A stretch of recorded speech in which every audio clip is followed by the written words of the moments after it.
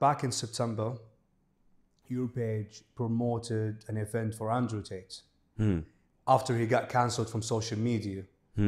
But a week after, the post got deleted. Yeah.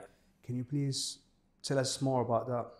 Yeah, so I think what you're referring to is there was an event approved by Dubai Tourism that he was going to perform in Dubai, and we announced it. And the event was cancelled, and we were asked to remove the post. A week later, when things calmed down a bit, we wrote a full explanation article to say what happened, why it was cancelled, and why he's in Dubai and why he's leaving. And our journalists did that matter-of-factly, reportedly. There was backlash initially on that post, and there was backlash on Twitter. These things happen. I think what we decided at that point is we do try and cover most things that are talked about in Dubai, but we decided particularly that Andrew Tate was toxic in terms of how people reacted to him while he was here. So we did it, we reported it, it's on our website, it's matter of fact.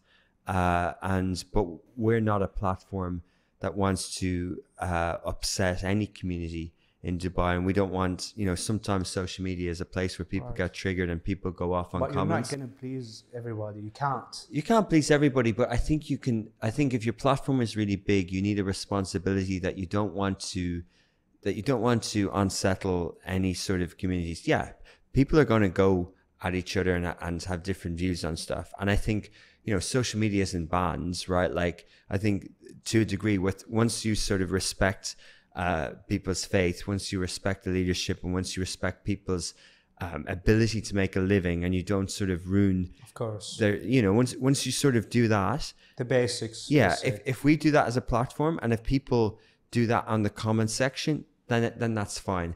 Now, if we don't do that as a platform, then we should be reprimanded, or we should apologize, or we should correct ourselves, which we do.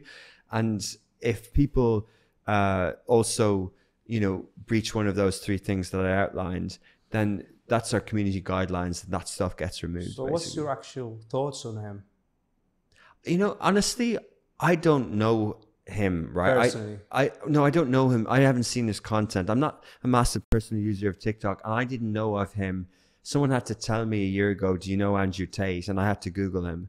Like, I didn't know him.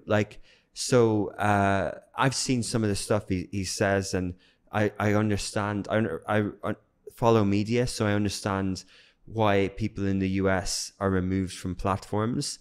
And so I understand. I always see when people remove people from platforms. So that's my in, and then I kind of try and understand what they've said. So I think I guess when people do things that are removed from platforms, then there's obviously some stuff there that's in breach of platform guidelines. I think you have to respect things. It's like respecting countries and stuff like that. And if you're on a platform, you kind of have to respect the rules of those platforms. Yeah, you should be careful in how you deliver your message. I mean, I haven't got anything against him. Like, I agree with some of the stuff he says, but I don't agree with every single word that comes out of his mouth. But yeah, I think that video went really viral, and I was reading the comments that day, and people were having a go at your page. Why? Disgusting, etc., etc.